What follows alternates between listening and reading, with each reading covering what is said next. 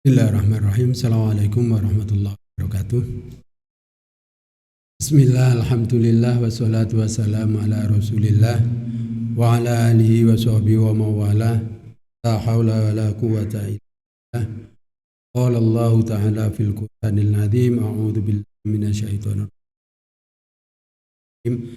Rabbi ij'alni muqimas sholati wa min dzurriyyati. Rabbana wa taqabbal du'a. Rabbana ighfirli wa liwalidayya lil mu'minina yauma yaqum. Hadirin jamaah salat subuh Masjid Nahdlatul Ummah rahimakumullah. Pertama-tama marilah kita panjatkan puji syukur kehadirat Allah Subhanahu wa taala atas limpahan rahmat, taufik, inayah dan hidayahnya sehingga kita dapat melaksanakan jamaah salat subuh dilanjutkan dengan mengikuti majelis taklim atau majelis ilmu. Mudah-mudahan seluruh amal kita, puasa kita, sedekah kita, sholat witir kita, dan kekhusyuan kita diridhoi oleh Allah Subhanahu wa taala. Allahumma amin. Shalawat dan salam semoga tetap junjungan kita Muhammad sallallahu alaihi wasallam. Bapak Ibu yang dirahmati Allah, insya Allah hampir semua orang tua menginginkan atau mengharapkan anak cucunya, keturunannya menjadi anak yang solih, anak yang berilmu, anak yang bermanfaat, anak yang bisa berbakti dan berguna bagi bangsa, agama dan negara. Insyaallah ngoten to nggih. Mugi-mugi kemawon kita diberikan dzurriyyah, keturunan yang soleh solihah, punya ilmu, bermanfaat, kehidupannya baik di dunia maupun di akhirat. Orang yang punya cita-cita seperti itu tidak cukup dengan hanya mengandalkan doa. Doa itu penting, tetapi juga harus ada ikhtiar. Kalau kita tidak mau melakukan ikhtiar, ya kita tidak boleh.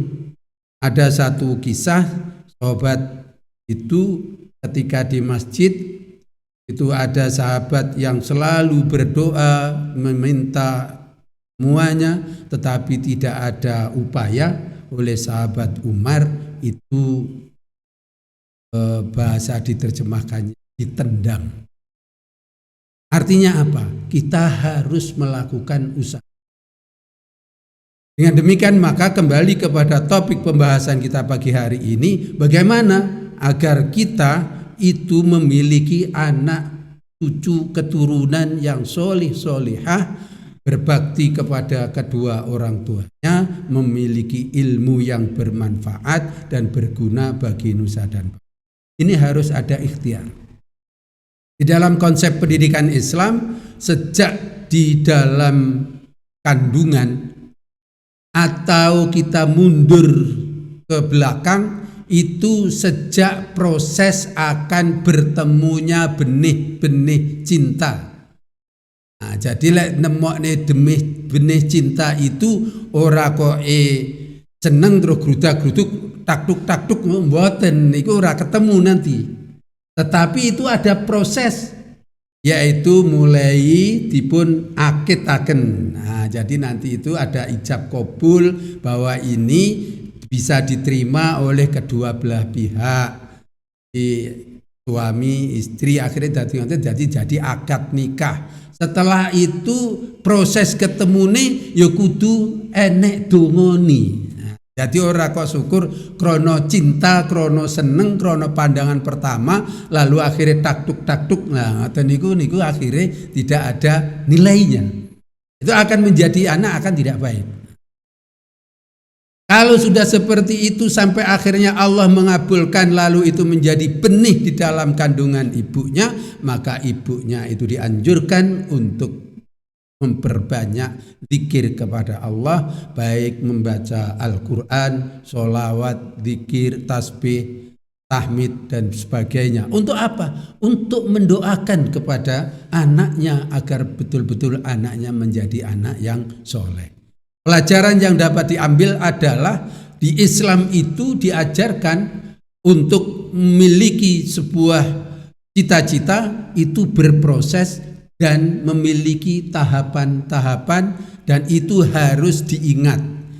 Jadi jangan sampai ini guyonan ora tenanan, apa itu jenenge ijol sandal ae terus mati malah dadi putra. Nah, ini tidak seperti itu. Jadi ini memang berproses.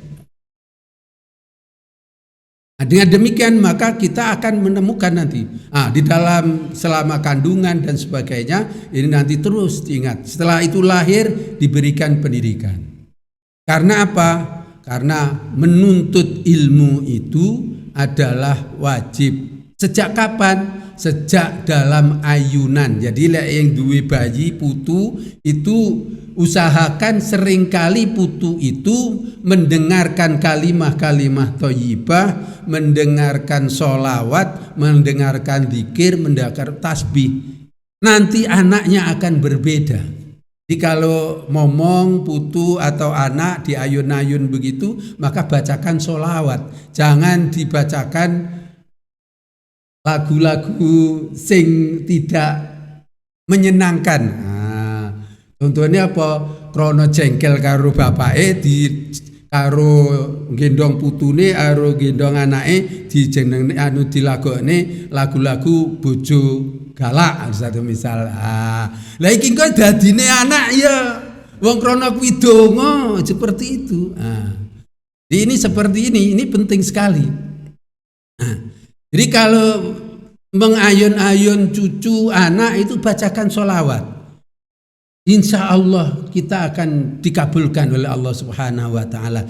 Dan seandainya kita diuji Allah pas ketepaan anak itu tadi itu punya perkawanan atau lingkungan yang tidak baik, itu nanti insya Allah masih akan kembali. Karena apa? Karena di dadanya, di hatinya telah tertanam kalimah thayyibah. Makanya di Islam itu kalau putune lahir, anaknya lahir itu bapaknya ngadani nang kuping tengen, betul ya? Terus komat kuping kiwa. Seperti itu. Ini apa? Untuk menanamkan. Jadi pertama kali lahir di muka bumi itu mendengar kalimah thayyibah. Jadi adzan itu Allahu Akbar ila akhiri. Ini umpama karo Gusti Allah diuji anake kuwi mau putune kuwi mau betik, artinya pas krono konconane gak tepat, insya Allah balik nanti itu. Karena sudah janji Allah itu. Nih. Lalu kalau kita sudah sampai ke proses pendidikan ini maka kita penting. Nah, ini diajarkan oleh Allah sebagaimana di dalam Al-Quran surah Ibrahim. Jadi surah Ibrahim ayat 40 sampai 41. A'udzubillahi minasyaitonirrajim. Bismillahirrahmanirrahim. Rabbij'alni muqimas sholati wa min dzurriyyati rabbana wa taqabbal du'a. Ya Tuhanku, jadikanlah aku dan anak cucuku orang-orang yang tetap mendirikan sholat. Ya Tuhan kami, perkenankanlah doa kami. Ya Tuhan kami, kabulkanlah doa kami. Ini ayat 40. Yang 41-nya, Rabbana ighfirli wa liwalidayya walil mu'minina yauma yakumul hisab. Ya Tuhan kami, beri ampunlah aku dan kedua ibu bapakku dan sekalian orang-orang mukmin pada hari terjadinya hisab, yaitu hari kiamat. Al-Quran surah Ibrahim ayat 40-41. Nabi Ibrahim ini sangat luar biasa, hampir seluruh keturunannya adalah orang yang taat kepada Allah Subhanahu wa Ta'ala. Mengapa? Karena doanya. Nah, kita dengan demikian, karena tadi sudah kita sampaikan proses, jadi mulai dari kandungan, mulai arep ketemunya cinta, itu suami menjadi suami istri, jangan sampai hanya seneng terus taktuk begitu, jangan. Itu harus dihalalkan. Nah, itu pakai mana ini lek umpamane pas nek Singosaren begini, ini selesaikan, akhirnya sowan Mbah Mudin, terus niki lek napa cabut berkas napa Mbah lek istilahnya. Nah, nek arep nikah niku golek surat pelolosan. Nah, ngoten niku kan lolos ngoten niku kan itu jelas. Karena apa mungkin terus dimulai ditentokne dinane kapan nikahe, terus niki diundang napa niku waline, terus dijabne niku selesai. Ora harus enek pesta. Yang penting enek apa itu proses akad nikah sesuai dengan syariat. Setelah itu malam pertamane ya kuwi mau aja takduk langsung, ya ndonga mugi-mugi memberikan anak yang soleh. Dungane digoleki dewi-dewi, kula rasa macane. Nah, setelah itu kalau sudah jadi seperti itu, lalu kita ibunya bapaknya selalu mendoakan. Nah, ini yang menarik adalah pelajarannya dari Al-Quran surah 40-41 ini. Mengapa Nabi Ibrahim itu berdoa untuk yang pertama kali diminta adalah istiqomahnya sholat. Nah, jadi ini penting sekali sholat itu. Jadi nanti itu di Yaumul Hisab itu yang pertama kali ditanyakan itu adalah sholatnya. Maka dengan demikian kita ojo njaluk rezeki akeh dhisik, ojo njaluk mobil dhisik, ojo njaluk omah api dhisik, njaluk istiqomahe mendirikan sholat. Ora kok mendirikan rumah bagus, ndak.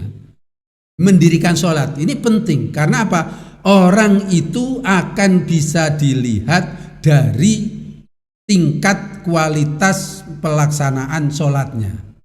Kalau sholatnya baik, insya Allah seluruhnya itu akan baik. Tapi lek sholatnya belum baik, ya kemungkinan yang lainnya itu masih banyak yang belum sesuai. Nah, belum. Kalau semuanya baik lah kita ini alhamdulillah. Kalau kita jamaah kita itu baik semua. Jadi mudah-mudahan kita dikabulkan oleh Allah sebagai orang yang istiqomah untuk mendirikan sholat. Nah, dan ini yang dilakukan oleh Nabi Ibrahim. Jadi doanya adalah berdoa agar dirinya, anak-anaknya itu tetap istiqomah mendirikan sholat. Jadi anaknya didongakne seperti itu. Persoalannya muncul Pak Subhi, lek wis anak putune gede piye? Dungane tetep mawon niki supaya napa Allah nanti memberikan hidayah kepada anak cucu kita agar anak cucu kita tetap mau mendirikan sholat. Seperti yang kemarin kita bicarakan, karena orang mukmin itu tidak cukup hanya membuat pernyataan bahwa saya iman, saya Islam, tapi itu harus diwujudkan di dalam kehidupan. Karena definisi iman adalah tasdikun bil qalbi wa iqraru bil lisan wa amalu bil arkan. Iman itu adalah pernyataan keyakinan di dalam hati dan dibuktikan dengan ungkapan pernyataan lisannya menyatakan asyhadu an la ilaha illallah wa asyhadu anna muhammadur rasulullah, la ilaha illallah muhammadur rasul. Itu lisannya seperti itu. Tapi tidak cukup dengan yakin tidak ada Tuhan selain Allah dan Nabi Muhammad adalah utusannya, itu tidak cukup diucapkan di lisan dan di hatinya, tetapi harus dibuktikan dengan melaksanakan rukun Islam yang 5. Sholat, syahadat, sholat, zakat, puasa, haji jika mampu. Jadi dengan demikian maka kita yang kita minta kepada Allah seperti itu. Kalau kita sudah dekat kepada Allah, salatnya betul, semuanya betul, hati kita adalah juga iman kepada Allah, kita meyakini bahwa rizki itu dijamin oleh Allah, itu kita enak. Ini yang sulit sekali bagi kita, itu adalah seperti itu. Seringkali kita ketika memberikan nasihat kepada anak itu adalah sinau sing mempeng, belajar nyambut gawe sing tenanan, besok ben gede dadi wong sukses. Jadi kadangkala kita menasehati anak itu seperti itu. Nah, akhirnya apa? Kita akhirnya ketika kita diberikan seperti itu, motivasi seperti itu, kita menjadi orang yang merasa bahwa seluruh yang diperoleh ini hasil kerja keras saya. Ini karena saya belajar. Ini karena nasihat orang tua saya untuk belajar, untuk sungguh-sungguh bekerja, sehingga saya menjadi sukses seperti ini. Nah, kalau memang itu seperti itu terjadi, seakan-akan Allah tidak nampak, tidak terlibat, dan tidak menentukan. Karena pada hakikatnya yang menentukan itu Allah Subhanahu wa Ta'ala.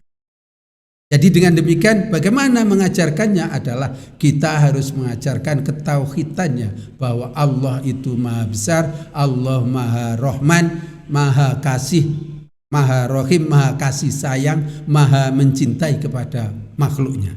Ini penting.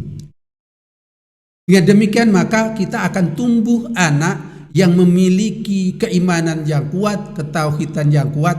Apa harapannya? Jika sudah anak itu sukses, maka dia akan kembali kepada orang tuanya.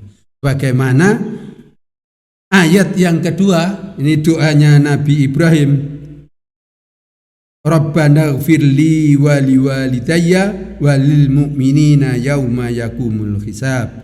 Ya Tuhan kami, beri ampunlah aku dan kedua ibu bapakku dan sekalian orang-orang mukmin pada hari terjadinya hisab atau hari kiamat.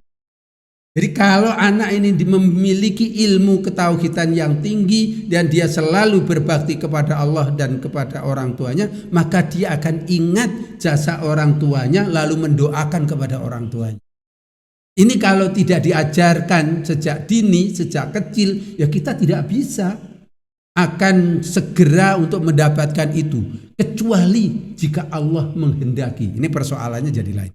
Seluruhnya itu ikhtiar manusia, hasil akhirnya adalah keputusan dari Allah Subhanahu wa Ta'ala. Kesimpulan pagi hari ini adalah mari Bapak Ibu sekalian kita tata hati kita untuk selalu berdoa kepada Allah Subhanahu wa Ta'ala untuk diberikan keindahan, kemudahan, meringankan kita untuk selalu taat kepada Allah, senang beribadah kepada Allah, senang melaksanakan sholat di dalam hal mendirikan sholat. Dan mudah-mudahan kita diberikan ampunan dari Allah Subhanahu wa Ta'ala, orang tua kita juga diampuni oleh Allah Subhanahu wa Ta'ala, orang-orang mukmin muslim yang diampuni oleh Allah Subhanahu wa Ta'ala, dan mudah-mudahan seluruh doa kita dikabulkan. Allahumma amin. Al-Fatihah. A'udzubillahi minasyaitonir rajim. Alhamdulillahirabbil alamin. Iyyaka na'budu wa Suratul ladzina an'amta. Bismillahirrahmanirrahim. Wal 'asri innal insana lafi khusrin illal ladzina amanu wa 'amilus sholihati wa tawashaw bil haqqi wa tawashaw bis sabr. Subhanakallahumma wa bihamdika asyhadu an la ilaha illa anta astaghfiruka wa atubu ilaik. Kurang lebihnya mohon maaf. Assalamualaikum warahmatullahi wabarakatuh.